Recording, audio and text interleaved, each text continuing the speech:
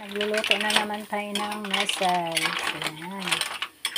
Yan ang ating nilutong mussels. Malalaki siya ngayon. Siguro may buwan pa. No? Ayan. Tapos yan pa. Oh.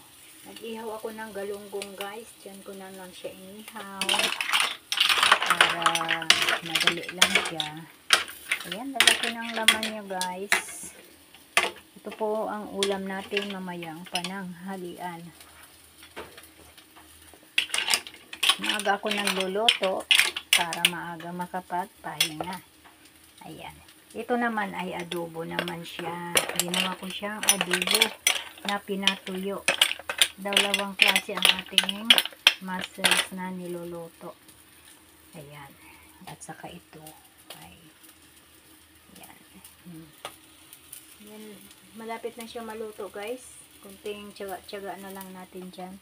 At malalaki, see, malalaki talaga siya guys, so. Malalaki ang laman niya guys, hindi maliliit. Ganitong buwan pala ay malalaki ang mga laman niya. Ayan guys, thank you for watching guys, bye bye.